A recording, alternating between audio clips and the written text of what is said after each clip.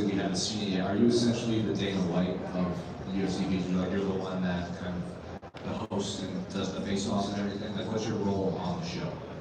Yeah, so Dana opens the show, you guys will get to see, and he's there, and I help with the things that he can't do in the show. And I'll start with the coaches. Mike, I'll start with you. Just what was your experience on the show, and how excited were you to get this launch in the UFC and Fight Pass and everything approached you for this role? How you doing, first of all? You smell like food, it smells amazing. But yeah, it's an honor to be a part of this. I was living in Asia for 3 years, and I really wanted to help our sport grow. And that would give me the most fulfillment if I could make our sport jiu-jitsu the biggest possible to be for future people and generations. So that was my whole goal, and moving back from Asia back home to Vegas, like that was the number one. To be a part of this right now is insane. Like this is history. Doing UFC BJJ 1, just like the game of history, and we get to be the first card on that. So it's like such an amazing opportunity for us, and I'm so honored to be a part of it.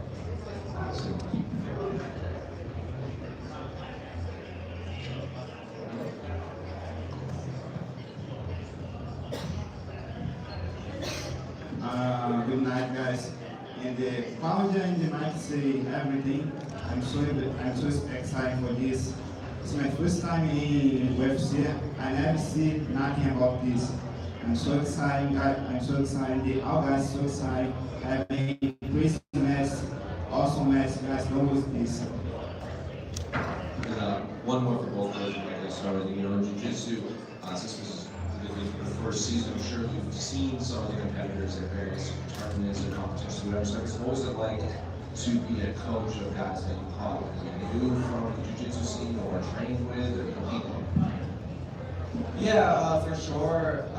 We have the best athletes in the world on this show, so I definitely know who they are. I'm definitely aware of who they are, because these are the best athletes in the world, and they're fighting to become champions in the UFC, right? So it was amazing, honestly, for me as well. Coming into this match that me and Erson have, we had some of the best training partners on both of our teams, right? So we both got to train like the best guys in the world, and honestly, it was just an amazing experience. Like that, I think gave me, that helped me so much being a coach, because I understand what everyone's going through. So I was able to really understand their perspective and kind of control their feelings and emotions at certain times really well as a coach. So I feel like that helped so much me knowing them and also being a competitor in the same scene. You were obviously a coach, also a fighter, right, with Joanna. How different is this just from the athlete perspective? It's a different format, in terms of your jiu-jitsu matches, not fighting, the training, I'm sure is different. Can you just kind of compare what it's like seeing this compared to your experience on top? It's definitely a different experience. When I coached the Ultimate Fighter, I was on the top of the strawweight division in the UFC. I was doing my investments and building a life outside of fighting on the side, but I wasn't fully invested in business and working for a corporation like I am now. So for me, it's like I was seeing the competition side of it. I was looking at the fighters as my competitors. I was looking at them as a coach, and now I'm looking at the whole thing to make sure jiu-jitsu is growing. I'm looking at the coaches and the athletes to make sure we all work towards the growth of jiu-jitsu, because like I said at the beginning, we needed a company like the UFC to invest in jiu-jitsu to make sure this sport grows. The UFC has been around for 35 years, and it's way bigger than jiu-jitsu is, and jiu-jitsu has been around for over 100 years. So with the marketing and the business power of the UFC, we can take jiu-jitsu to a whole different level. And this sport deserves a lot more attention and a lot more organization. So for me, sitting on the chair I'm sitting now, the position I'm sitting in now, I'm mostly focused on making jiu-jitsu grow. And when I see the UFC fully invested and involved in jiu-jitsu, you can see the growth of this sport. You can see that long term, we will take jiu-jitsu to the level of the UFC, and who knows, maybe even bigger, because once you train jiu-jitsu, it changes your life. It really does. It really does. You see so many people that get addicted to jiu-jitsu because there's a reason behind it. You know, jiu-jitsu is therapy. It's so good for your mental health. It's so good for your physical health. It's so good for anything, for everything. And if we can get MMA fans and more people hooked to jiu-jitsu, this is what we'll grow. We'll see a lot more jiu-jitsu academies all over the world. And this is our goal. This is our goal in the UFC, is to help this sport, help jiu-jitsu to grow to the potential that it has. And for both coaches, I guess, what was like some of the stuff you were preaching to your athletes on the show, right? Because these jiu-jitsu tournaments, you've probably done it your whole life, you know, multiple matches a day, things like that, tournaments. For this, where the stakes are obviously higher and things like that, what were you looking for out of your athletes? So definitely, I was just teaching my athletes, like on my team, just again, it's just a normal tournament, but it's not a normal tournament. Because normal tournaments, you could win by advantages and points, which nobody wants to see. If you're fighting in the UFC, you have to finish fights. You have to go for submissions. You have to go for kill. I think one thing about jiu-jitsu that's insane that nobody really thinks about is how violent it is. MMA fans love violence. And jiu-jitsu, you choke someone and they don't tap, they die. If you go for a joint submission, their arm will literally fall off, or leg. You know, it's a very violent sport. And I think that this rule set that Claudia and Techi and UFC developed, I think that it really makes the violence come out of jiu-jitsu, where more people, other than jiu-jitsu nerds, could enjoy it. And another thing that Claudia talked about that's amazing is about jiu-jitsu, how it's so addicting. But also, more than MMA fans, there are more people in the world train jiu-jitsu. Like the people that are actually doing jiu-jitsu actually will watch it, you know. So it's the fastest growing sport, but people actually train it. So it's just so exciting what we're doing here. But yeah, that's one of the biggest things I said, that we have to finish the matches.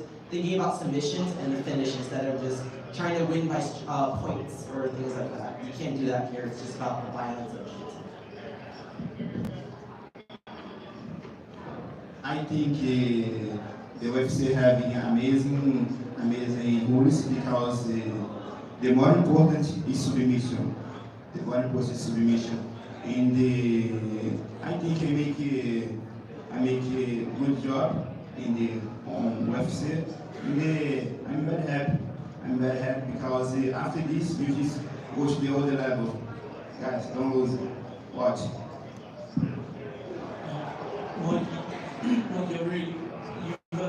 You mentioned before that you're not opposed to maybe going over to MMA eventually, but at first you want to help popularize really jiu-jitsu a bit, kind of get a bit more mainstream. I imagine this is quite a big step in that direction.